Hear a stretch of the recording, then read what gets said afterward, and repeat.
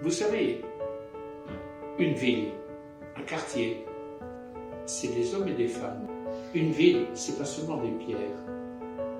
Une ville, c'est ceux qui l'ont faite. Et c'est ceux qui l'ont faite avec leur vie, avec leurs idées, avec leurs valeurs, avec leur personnalité.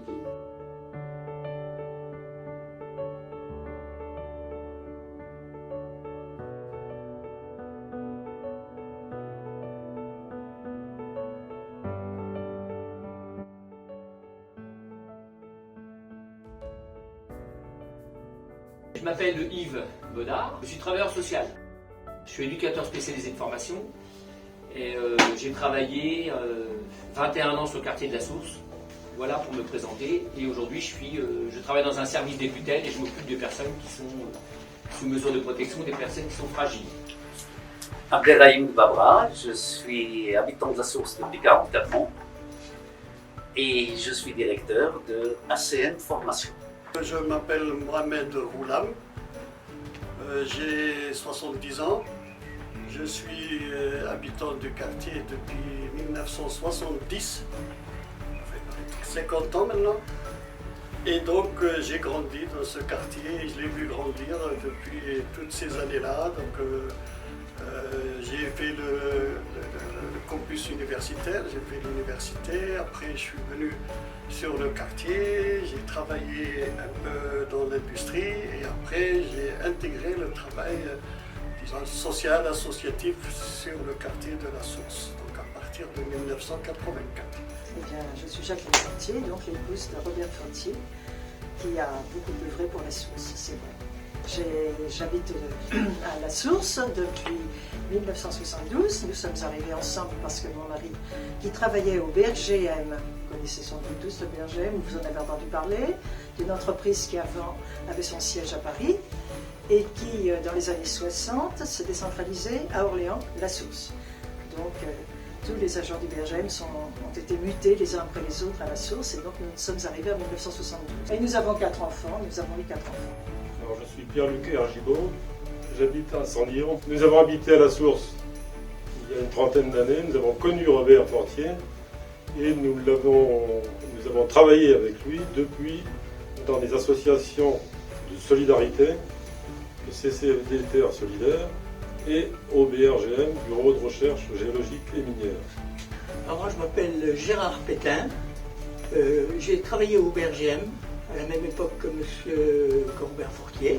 Alors, je suis Christiane Dumas, je suis née en 1947 dans le Loiret, à côté de Montargis, et je suis présidente de la HLF depuis 2005. Je m'appelle Rodrigo Chewaïaf, je suis donc le fils de Louis Chewaïaf, et je suis arrivé à la Source avec mes parents en 1974. Nous étions des réfugiés politiques chiliens. Et donc, voilà, moi j'avais 5 ans quand je suis arrivé à la Source.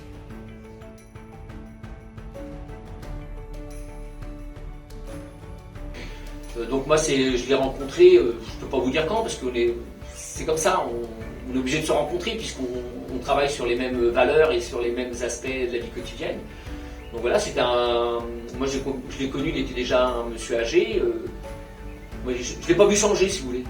Il avait les cheveux blancs, il est resté avec des cheveux blancs pour moi. Donc voilà, c'était un acteur de la vie sociale très important, un acteur de la vie, de la mixité sociale, du vivre ensemble.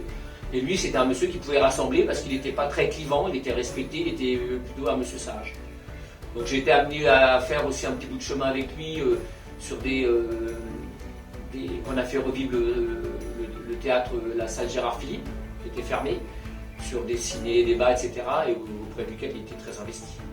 Monsieur Fortier, je l'ai rencontré quand, ayant fini mes études et en étant dans le quartier de la Source, en habitant la Source, je faisais partie des associations, et notamment de l'association des habitants de la Source et de l'association Convergence la Source.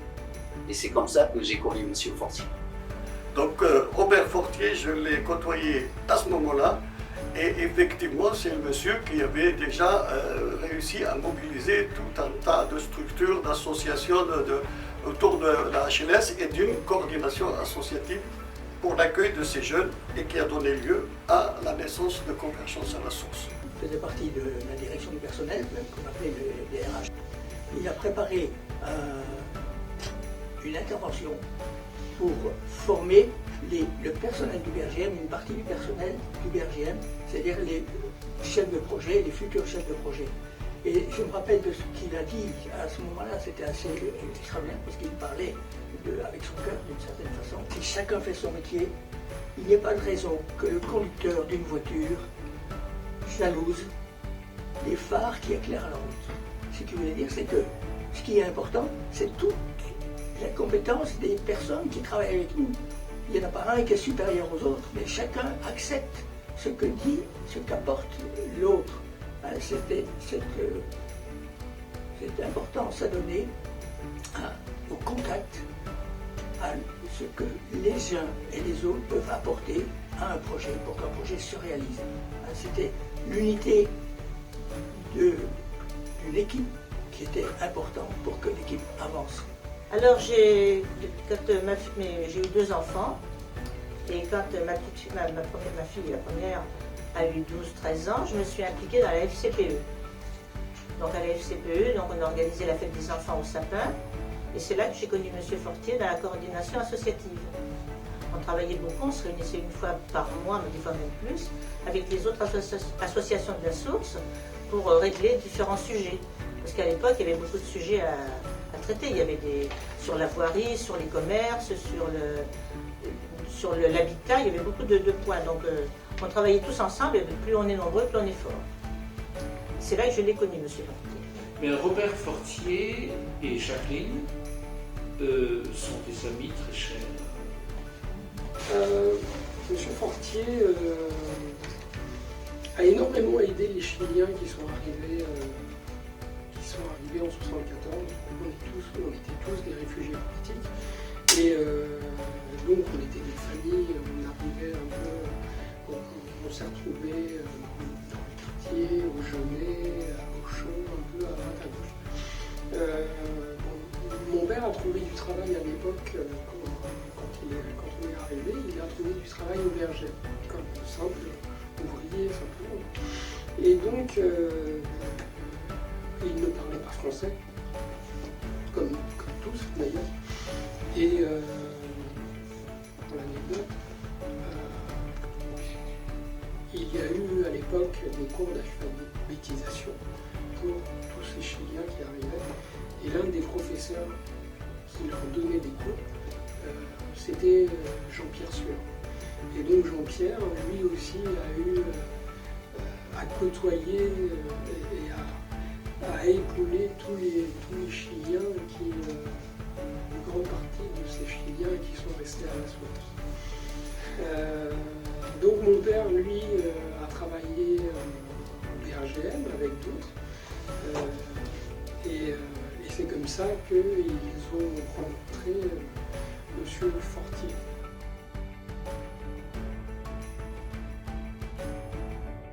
Des valeurs de tout ce qui est autour du rassemblement, de la mixité. Monsieur Fortier, c'est plutôt dans la rondeur, rassembler les gens, et puis la mixité, à la fois sociale, à la fois des personnes qui sont aisées, moins aisées, essayer de rassembler tous ces personnes-là dans un même projet.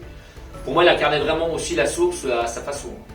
Alors, Robert Fortier avait cette intelligence de pouvoir créer plusieurs structures qui lui permettaient ou qui permettaient à la HLS d'avoir une assise, c'est-à-dire dans les quartiers populaires. Alors, Robert Fortier, il avait cette vision géniale qui était de pouvoir voir comment on implique tous les habitants du quartier de la Source dans le projet global de la HLS. Beaucoup. Je peux vous donner, là justement, j'ai retrouvé, parce que c'est un livre de témoignages, tous les témoignages qui me sont arrivés, parce qu'il connaissait énormément de monde, étant donné qu'il avait fait partie de quantité d'associations dans lesquelles, souvent, il avait pris une responsabilité importante. Il n'était pas qu'adhérent, hein. C'est déjà pas mal d'être adhérent, hein, mais il avait un petit peu un tempérament de chef, hein, si vous voulez. Même étant jeune, il était en fait chef de famille assez tôt, parce que son père a été malade quand il avait 11 ans, et il a toujours eu un petit peu la conscience de la responsabilité qu'il devait avoir pour les autres, qui étaient moins bien lotis que lui, qui étaient moins aimés que lui, qui étaient moins riches que lui, enfin bref, il se sentait un petit peu responsable de tout le monde. Elle écrit « Je n'aurai qu'un mot pour définir Robert, sa générosité ». Il y a une autre personne qui dit Robert, assurément, c'était un homme de conviction. Il était solide et fidèle en ses convictions. Il s'est beaucoup impliqué dans la coordination des associations de la Source, ça je vous l'ai dit. Il était pleinement engagé dans toute la vie associative, défendant inlassablement la participation des citoyens à la définition des projets, ainsi que la solidarité. Il était vraiment solidaire avec tous, quels qu'ils soient. Alors mon mari était un chrétien militant, et mon mari a toujours considéré l'homme, la femme, l'enfant comme un homme avec un grand H, hein, c'est-à-dire regroupant tous ces gens, comme un frère, hein, quel qu'il soit, de quelque pays qu'il vienne, de quelque religion qu'il soit. Ça veut dire que c'est quelqu'un d'humaniste. Humaniste, ça veut dire qu'il aimait beaucoup les humains, ça veut dire qu'il écoutait beaucoup, il prenait le temps d'écouter, et il avait surtout des convictions. Alors, les convictions, ça veut dire, et il était capable de parler de sujets très, très différents, comme dans des associations caritatives, comme par exemple les migrants, comme par exemple les finances solidaires, comme les problèmes de climat qui m'inquiétaient beaucoup. Moi, je crois que c'était un homme d'une grande humanité, d'un grand contact avec les autres, avec moi bien sûr, parce que je le trouvais très positif quand il nous parlait, avec les autres. Je voyais que c'était un homme de très grande qualité de relations humaines avec les uns, avec les autres. Ça, c'était pour moi très important. Et j'ai beaucoup apprécié ce côté-là. Alors, M. Fortier, c'était quelqu'un qui était très instruit, toujours très calme, toujours prêt à... Il acceptait tout le monde, qu'on soit différent, qu'on ait quelqu'un qui n'est pas d'accord avec lui, il n'allait pas l'injurier. Il essayait de lui expliquer pourquoi il n'était pas d'accord avec lui et essayer de trouver une solution. Et les deux parties se retrouvaient finalement. Il était toujours très posé, puis toujours très respectueux de la personne qu'il avait en face. Il ne s'occupait pas si c'était un jeune, un peu moins jeune, un catho, un chrétien, un musulman ou autre. Peu importe qu'il soit jaune, rouge, vert ou bleu, c'était un être humain. Et M. Fortier, c'est toujours ce qu'il nous disait, se respecter les uns les autres. Et moi, c'est toujours ce que je fais aussi, parce que à la Source, on a la chance d'avoir de nombreuses nationalités. C'est une richesse pour le quartier. Robert était, s'il fallait le définir, d'abord un chrétien. Quelqu'un de très croyant, attaché aux valeurs spirituelles, de la charité, de la solidarité, du respect des êtres humains, d'aider les êtres humains, et de générosité. Et en même temps, il était absolument passionné par la Source. Et quelle que soit la mairie, celle que j'ai dirigée, les suivantes, dès qu'on faisait une réunion pour demander l'avis des gens, il était là. Et il avait des tas d'idées sur l'urbanisme. Et je me rappelle avoir travaillé. Et alors, il n'était pas engagé dans la politique. Il avait bien des idées politiques, mais il n'était pas un militant politique. Mais il était citoyen, au sens où il voulait que la Source soit vraiment prise au sérieux, les Sourciens pris au sérieux, et qu'on demande l'avis des gens. Alors je parle de Robert, parce que toutes ces questions concrètes l'intéressaient. Et c'est quelqu'un qui n'était pas politicien du tout, qui était généreux, et qui avait une idée. Il était très attaché à la solidarité, il avait les valeurs chrétiennes, et ce qu'il voulait, c'était qu'on soit bien à la source, que tout le monde soit reconnu à la source, que tout le monde vive ensemble à la source. Monsieur Fortier a énormément aidé les Chiliens qui sont arrivés en 1974. On était tous des réfugiés politiques. Et donc on était des familles, on arrivait un peu, on s'est retrouvés dans le quartier, au Genêt, à Bouchon, un peu à droite, à gauche.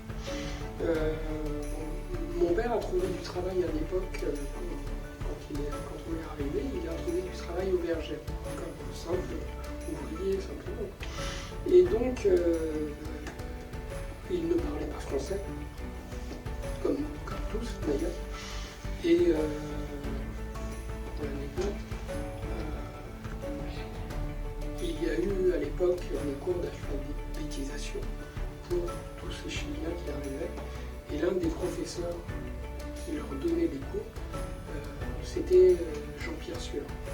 Et donc Jean-Pierre, lui aussi, a eu à côtoyer et à épauler tous les Chiliens, une grande partie de ces Chiliens qui sont restés à la source. Donc mon père, lui, a travaillé au BRGM avec d'autres. Et c'est comme ça qu'ils ont rencontré Monsieur Fortier.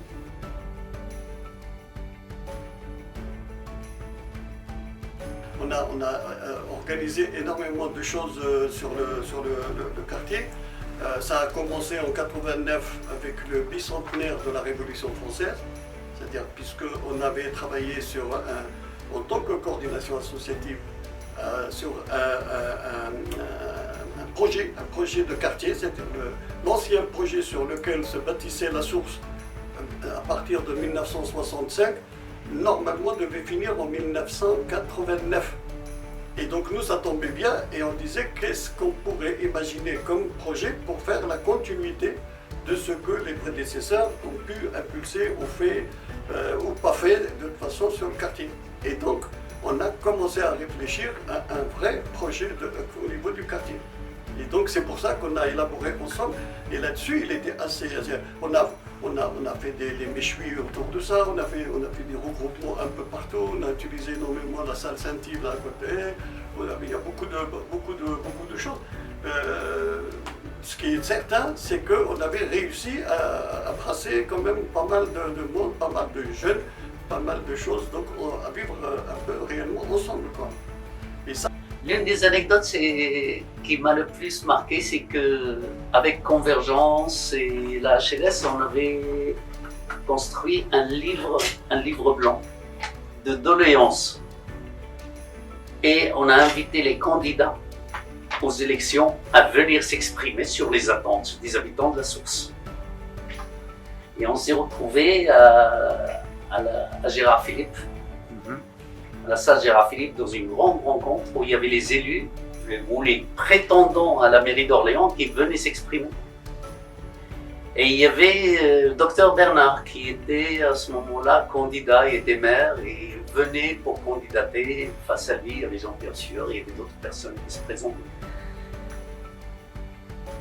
Et j'ai posé une question au docteur Bernard qui représentait la ligne droite.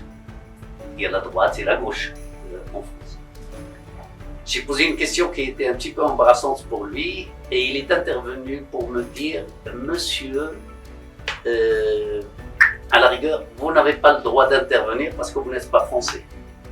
Ça concerne les Français, le débat qu'il y a ici.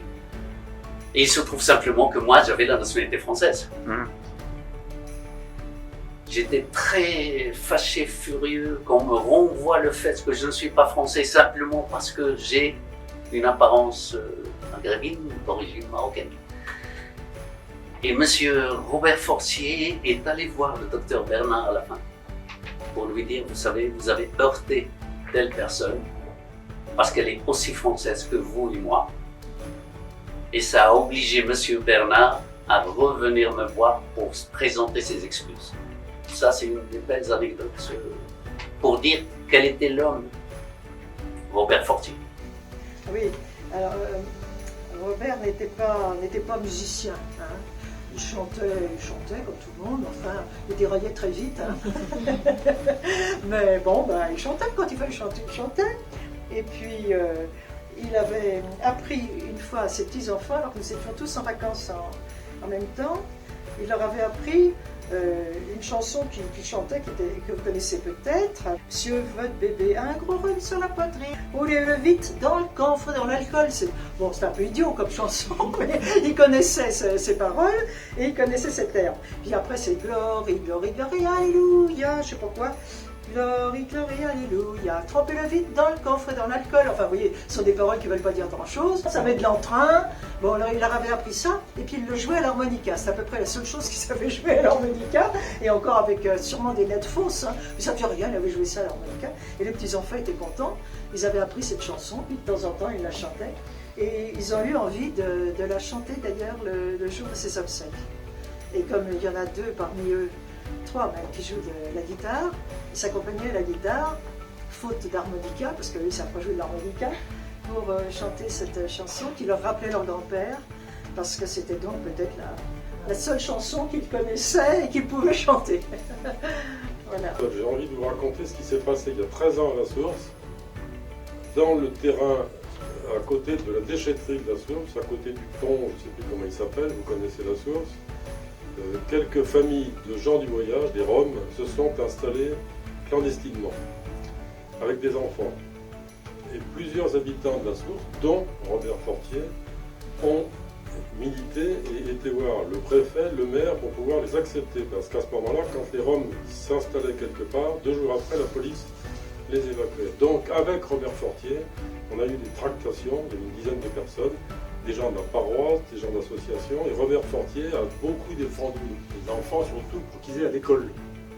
Voilà, alors bon, il y a eu des réunions un peu officielles, et Robert Fortier était très humain pour écouter les gens et surtout pour répercuter après aux officiels. Surtout le préfet, je me souviens en réunion avec le préfet et le maire, où c'est vraiment Robert qui prenait la parole. On avait des manèges, mais pour avoir de l'électricité, c'était pas évident. Avec la mairie, on avait cherché des solutions. Puis à un moment donné, Robert, il me dit, mais cherche pas. Dis-moi, on va faire courir un fil. Tu vas la prendre chez moi, l'électricité. Et pendant des années, on a fait marcher notre frigo et le manège avec l'électricité de M. Fortier.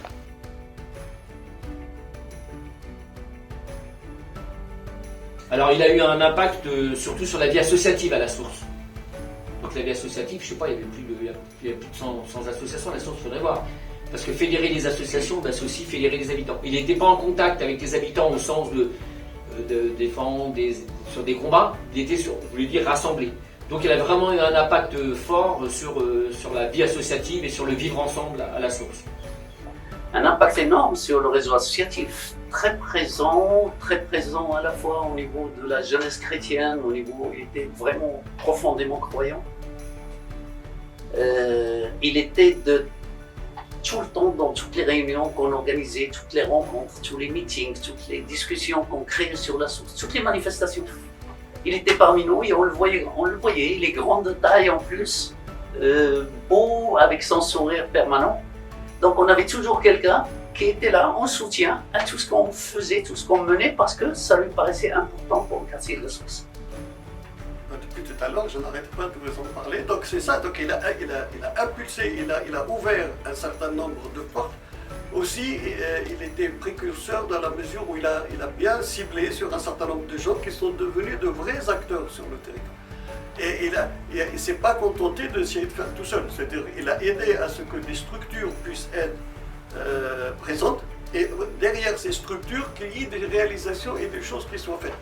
Donc je vous ai dit par rapport au travail commun dans le cadre de la coordination, il favorisait énormément le travail de la coordination, mais il n'était plus le seul. C'est-à-dire nous, avec l'association Convergence ou Escale ou la CNL ou la CSF, c'est-à-dire on était des associations autonomes. Et on était membre de cette coordination associative. Et on prenait à notre compte un certain nombre de situations difficiles. Je crois qu'il a eu un impact important. Très, très important. ça m'est difficile de vous dire quand même qu'il a fait beaucoup de choses. Je ne veux pas avoir l'air présomptueux, mais je crois qu'il a quand même été très utile parce que c'est vrai qu'il voyait tout ce qu'il y avait à faire pour souder les gens surtout. Hein. Bien sûr, il fallait construire des tas de bureaux de toutes sortes, hein, mais il fallait essayer de souder les gens. Il fallait que toutes ces nationalités différentes qui arrivaient, que ces personnes puissent s'entendre, malgré leurs différences. Hein, parce que sûrement qu'on ne mange pas comme on mange, je ne sais pas si vous êtes du Maroc, d'Algérie, ou je ne sais pas, mais enfin, on ne mange pas de la même façon. Puis il y a des tas de choses qu'on ne fait pas de la même façon. Mais il n'empêche qu'il fallait qu'il y ait quand même une entente, et donc il a essayé de faire ce qu'il pouvait avec d'autres, bien entendu, puisqu'il a été président, mais ça veut dire qu'il avait trouvé des tas d'autres gens hein, qui avaient envie de faire des tas de choses aussi pour la source. Hein. Disons qu'il a été le chef, parce qu'il faut toujours un chef quand même, hein, disons quelqu'un de responsable qui prenne les rênes, mais il a trouvé des tas d'autres personnes formidables à la source qui ont pu... alors il était un petit peu partout quand il était à la CSF, à la Confédération syndicale des familles. Bon, ben, c'est pareil, il agissait comme il pouvait dans ce domaine. Il a été aussi dans les conseils d'administration des collèges, parce qu'il fallait quelqu'un qui ait une responsabilité dans ce domaine-là. Enfin, si bien c'est vrai qu'il a connu beaucoup de monde, mais je crois qu'il est resté simple. Il le faisait parce qu'il avait envie de le faire, il avait envie de se donner pour les autres. Moi, je me souviens que quand on s'est connus, quand on était jeunes, il allait très régulièrement voir une petite dame qui habitait dans sa commune, qui était âgée, qui était un peu malade, qui n'avait pas de visite, qui était toute seule. Ben, il allait la voir, il passait une demi-heure avec elle, et puis voilà, des petites choses comme ça, hein, toutes simples. Mais voilà, il avait envie que les gens soient heureux. Sur le quartier de la Source, je sais qu'il a fait beaucoup de choses. Nous avons participé aussi avec les week-ends de solidarité où il y avait toutes les associations de la Source qui étaient invitées à la salle Pélissière et sur le parking. Avec Robert Fortier, on préparait les stands quand on parlait du CCFD pour expliquer aux gens ce qu'on faisait, mais c'était plutôt dans les actions déjà de solidarité à la Source. Eh ben, l'impact, c'est qu'il a fait beaucoup de choses, comme a dit Jacqueline. Il a fait beaucoup de choses avec beaucoup d'associations. Il était dans beaucoup d'associations, c'est pour ça qu'elle ne le voyait pas beaucoup le soir, c'est vrai. J'en sais quelque chose aussi. Oui, mais bon. oui, tout à fait. Mais c'est vrai que quand on a des convictions, on s'investit. Et c'est vrai que lui, il s'est investi, mais beaucoup plus qu'il aurait dû le faire, parce qu'il avait l'impression qu'il y avait toujours quelque chose à faire. Il y avait toujours quelque chose à faire, et quelque chose qu'il n'avait pas fait, qu'il aurait pu faire mieux.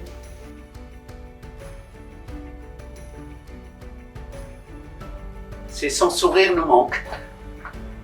C'est que c'est un monsieur qui a vécu longtemps, très âgé, il a continué jusqu'au bout, à être à l'écoute des gens, à l'écoute du quartier. Et quand on le rencontrait vers la fin de ses jours, il était toujours aussi grand, mais toujours souriant. Et ce sourire, c'est quelque chose qui est très important pour le quartier de la Source. Qui était Robert Fortier pour moi ? Eh bien, pour moi, qui ne l'ai connu qu'à travers des rencontres informelles et au CCFD Terre Solidaire, je peux dire que Robert, par son visage doux, paisible, m'a toujours impressionné par la justesse et la délicatesse de tous ses propos et de ses réponses, par son humanité et son regard toujours positif sur chaque être humain, par sa gentillesse, sa douceur et par son regard pétillant, toujours souriant. Avant de parler, il cherchait toujours le mot juste pour ne pas froisser son interlocuteur. Son respect pour tout homme et pour toute femme était très profond, enraciné sans doute dans ses entrailles, dans sa foi. Et je peux ajouter qu'il était de beaucoup de combats pour que chaque individu ait la dignité qu'il mérite. La première fois que nous l'avons rencontré dans les années 1980 à la source, alors que nous habitions à Olivet déjà, c'était à travers sa fille Blandine qui était engagée chez les scouts et les guides de France. Et nous étions les responsables. Et nous avions déjà apprécié son sens aigu de la solidarité, de l'engagement et du partage. Lui qui a œuvré activement, localement, dans X associations, je ne les connais pas toutes, ne se contentait pas de cette sphère de proximité. Et il s'est engagé avec son épouse Jacqueline au CCFD Terre Solidaire, tout le monde en a parlé déjà, pour ouvrir ses horizons au-delà de nos frontières et pour s'ouvrir à l'international. Je pense qu'il avait conscience que notre planète tout entière a besoin d'hommes, de femmes engagés, généreux, ouverts, qui peuvent apporter, comme le petit colibri, une petite goutte d'eau pour éteindre l'incendie et apporter aux pays défavorisés une petite flamme vive. Le pauvre paysan du fin fond de l'Afrique avait sans doute à ses yeux autant de valeur que son propre voisin. Justice sociale et solidarité étaient véritablement ses engagements. Chaque rencontre avec lui était un moment de partage et de joie. Ça se voyait dans ses petits yeux pétillants. Pour moi, Robert était un grand humaniste pétri de spiritualité. Repose en paix et sois fier de ce que tu as semé. Et lui, les relais ont été pris, quoi. Vraiment, il a vraiment enfanté des personnes derrière lui qui ont pris des relais, donc c'est plutôt, c'est satisfaisant et c'est plutôt bien. Je fais partie de ces personnages qui marquent un peu, pas simplement leur propre histoire, qui marquent un peu l'histoire tout court, c'est-à-dire notamment au niveau d'un territoire, d'un quartier. Je savais que c'était quelqu'un qui était engagé sur énormément de sujets, y compris à l'échelle internationale, puisque c'est un monsieur qui était investi aussi dans le CCFD, donc il a été très très impliqué là-dedans, et que ces questions de vivre ensemble, de leur donner une portée assez large, qui n'était pas spécifiquement liée qu'à notre territoire. Et c'est vrai que, comme je l'ai dit, pour moi, il restera aussi un exemple, parce que dans la vie, on se développe parce qu'on rencontre un certain nombre de gens qui nous apprennent des choses. Et quand je vous dis ça, il faut que vous en rappeliez, parce que pour moi, c'est la vraie définition de l'éducation populaire.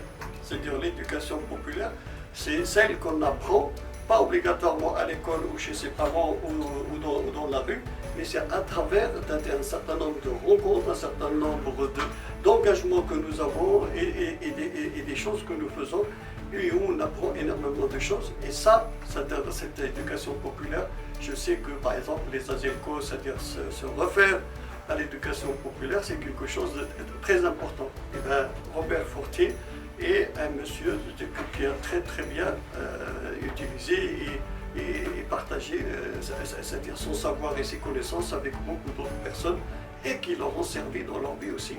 Donc pour moi, c'est quelqu'un qui restera toujours gravé dans ma tête et dans ce que j'ai pu faire au niveau de cette histoire. Je voudrais redire que c'était quelqu'un de conviction, humaniste, qui écoutait beaucoup. Je crois que c'est ce qui est très très très important actuellement. Ben, Monsieur Fortier nous manque beaucoup sur le quartier, c'est vrai. Comme Michel Ricou, on pourra le dire après. C'est des personnes qui ont été tellement qui ont eu tellement d'influence sur le quartier, qui ont tellement été généreux sur le quartier, ben, que c'est des gens qui manquent aujourd'hui. Je suis fière de ce qu'il a fait. Même si par moments, je trouvais qu'il en faisait vraiment beaucoup. Parce qu'il était beaucoup absent. Parce que un de mes enfants a écrit quelque part que le soir, quelquefois, il ne le voyait pas. Il se couchait et leur papa n'était pas encore revenu parce qu'il était rentré de son travail assez tard parce qu'il était très consciencieux dans son travail et donc bon, il n'avait jamais fini. Et puis il partait à une réunion. Donc quelquefois, c'est vrai, c'était beaucoup. Mais il avait, comme lui, il avait l'impression de ne pas encore en avoir fait assez. Il n'avait jamais terminé. Et je ne suis pas triste, vous voyez, parce que je me dis, enfin, je ne suis par moment, faut pas que j'exagère. Mais quand j'ai récapitulé, quand j'ai collé tous ces témoignages qui m'étaient arrivés, je me suis dit que j'avais eu beaucoup de chance de le connaître.